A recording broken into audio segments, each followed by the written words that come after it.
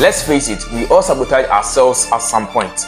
We don't even realize it until we are stuck in the same situation for years, wondering why nothing has changed. Have you ever felt like you are working so hard but you are not really seeing any results? Or maybe you are coasting through life thinking you are doing everything right, but still something feels off.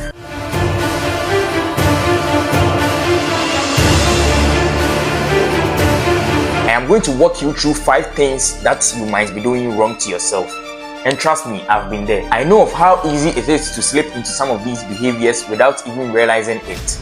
But the goal is to help you take back control of your life, your mindset, and your future. Let's start from the obvious to the ambiguous. Laziness. Now, I'm not talking about the kind of laziness where you want to rest after a long day. That's normal because rest is important. I'm talking about the deeper kind. The one that shows up when you know you should be working on your goals, but you choose comfort over progress. It's when you spend hours scrolling through social media, watching shows and procrastinating instead of taking that one step forward. Laziness convinces you that tomorrow is the best time to start. But here is the harsh truth. Tomorrow never comes. Yesterday, we called today tomorrow. Every time you put things off, you are just trying to steal from your future. Laziness makes you feel that you have all the time in the world, when in reality, you don't. You are just wasting time and opportunities that could have changed your life. Laziness is one of the things that we all deal with, but we don't always admit it. It creeps into your life without you even noticing it, and before you realize, you are stuck in a loop. It's that kind of habit that slowly robs you of your potential.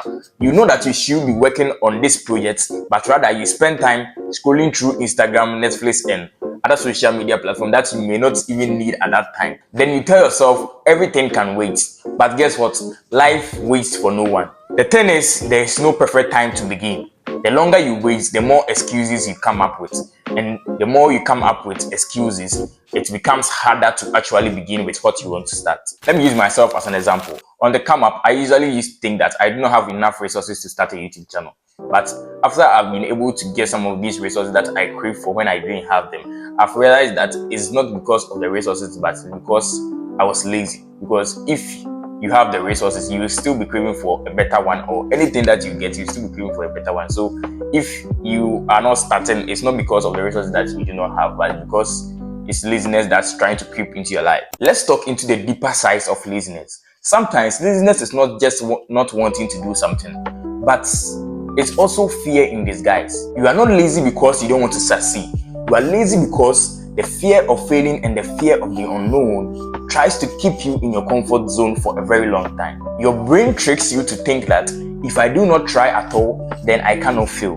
But that's the thing. If you are not even trying at all, that means you are failing without doing anything. Let me give you a quick visual. Imagine your life as a car and laziness as the handbrake. You can rev the engine all you want, but as long as laziness is having a grip on you, you cannot move the car anywhere. And you'll be burning fuel, wasting time, but you'll be making no progress. And I'm not saying this to judge you, but I'm saying this because we've all been there. It's easy to fall into patterns where comfort becomes more important than growth. But that's when you need to wake up and realize that comfort is the enemy of progress. Laziness loves comfort. It thrives in it. But nothing ever grows in your comfort zone.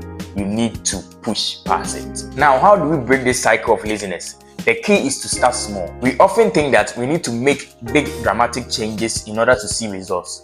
But that's not true. Big changes are intimidating, and that's why laziness kicks in. Instead, break your tasks down into manageable steps. It takes you so long to realize that one characteristic of laziness is that laziness thrives in isolation. If no one is expecting anything from you, it is so easy to put things off. But if you tell a friend, a family member, or a team member, or maybe if you post online, it creates accountability because you've told the world what you plan to do, and now you have a reason to follow through. Now, one last thing I want to emphasize. When you look back on your life, you want to remember the times you stayed in bed when you could have been chasing your dreams, or the times you spent on social media when you could have been building something meaningful. Time is your most valuable resource, and when it's gone, you can't get it back. And the longer you wait, the harder it gets. The second thing you might be doing wrong is lack of awareness. It's just like walking through life with your eyes closed. You don't know your strength, your weakness, and even what you really want. How can you move forward when you don't even know where you are? You've got to dig deeper than surface level thoughts and question yourself honestly. But here is the challenge.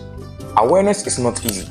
It forces you to look at uncomfortable truths about yourself. You might discover that you are not as disciplined as you thought, Or maybe you are stuck in habits that are not helping your life. This can be hard to face, but if you ignore it, you keep making the same mistake over and over again, thinking and expecting different results. One common example of lack of awareness is not understanding your strengths and weaknesses. You might be naturally gifted at something, but if you are not aware of it, you will never be able to use it to your advantage. Or you might be pouring energy into things that are not your strong suit when you could be focusing on your true potential. Take a moment and think about this. How well do you know your strength? Where do you shine and where do you struggle? At the end of each day, ask yourself these few questions.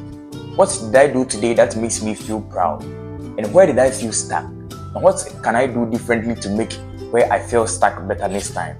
Asking yourself these questions every day and being on this exercise always will help you think about yourself and make the right choices and go for the right habits that will help your life. Then you start to see patterns and things that you do over and over again that will hurt you or help you. Sometimes we cannot see our own blind spots. Asking trusted friends and family members or colleagues for feedbacks can help reveal certain things that you do not even notice about yourself. This can be humbling but powerful. When someone tells you that you tend to give up so easily or you are so hard on yourself, they are showing you areas for growth that you might not even be aware of or you might not see on your own. Also, writing down your thoughts allow you to reflect on what is happening in your mind. You don't have to write pages upon pages. Just a few lines about your thoughts, your fears and your goals can make a very big difference. Lack of awareness can also show up in the way we handle emotions.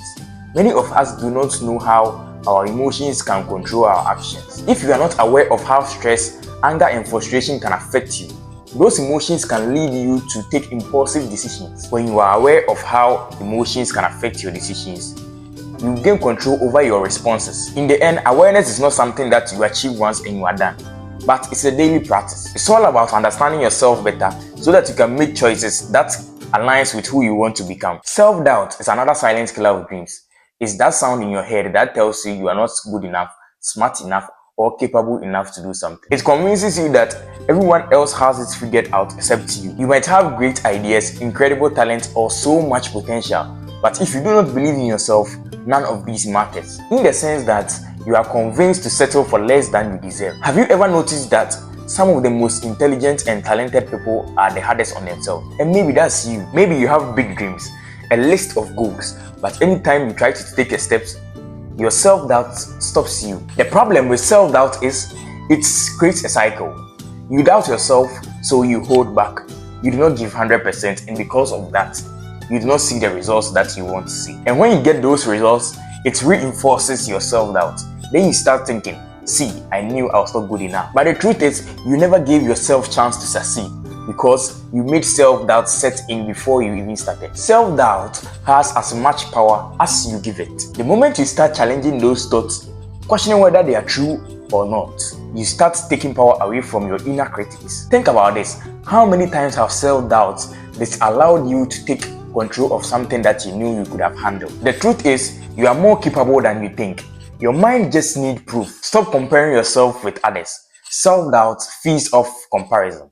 If you keep on comparing yourself to others, you might think that you are not good enough. Everyone else is on their own path, and just because someone else is succeeding does not mean you are failing. Focus on your progress and celebrate every step forward, no matter how small it is. Every time you try something and fail, you are one step closer to figuring out what works. Instead of seeing failure as a reason to doubt yourself, see it as a lesson and a stepping stone. And remember, self-doubt is often just a form of protection. Your mind is trying to keep you from disappointments and rejections. But playing it safe do not lead to growth. If you do not take the risks, you do not see what you are capable of. Here is the one that hits hard: the fear of change. We all like feeling comfortable. It's safe, it's predictable, and it feels good. But comfort is the worst place to be if you want to grow. Staying in your comfort zone means you are not pushing yourself to improve. It's like you are living your life on an autopilot. Settling for less is one of the biggest mistakes you can make in life. And the fear of change will always make you settle for less, because you do not want any change in your life and you always think that what you have and where you feel comfortable is the place that you can be. When you settle, you are essentially telling yourself, this is all I deserve. But you know that deep down you want more. It's a compromise that leaves you feeling unsatisfied and unfulfilled. The problem with settling for less is that it becomes a habit. The more you settle, the easier it gets to lower your standard across board. You stop dreaming big because you convince yourself that those dreams are unrealistic. But think about this. Some of the most successful and fulfilled people are where they are today because they refuse to settle for less. They kept pushing even when the world was telling them they were asking for more. So why shouldn't you? For many of us, it's fear. Fear of failure, fear of rejection, fear of disappointment. This keep on holding us back. Most of us, we settle for less because we feel where we really want to get to feels very risky and there's a chance we will never get there. And the fear of disappointment always scares us. So instead of taking that risk, we choose what is safe and what is comfortable for us. But with all this, it is very important to practice patience. And remember, settling for less is not all about what you accept, but also about what you allow. If you continue to allow and keep people in your life who drain you and also continue to stay in situations that will not help your growth, it is a form of settling for less because you know that this is a comfortable situation, but deep down you also know that that situation is what is against your growth. You have the power to say no, I deserve better, and walk away from anyone or anything that do not support what you do. Don't let fear or impatience rob you of the life you really deserve.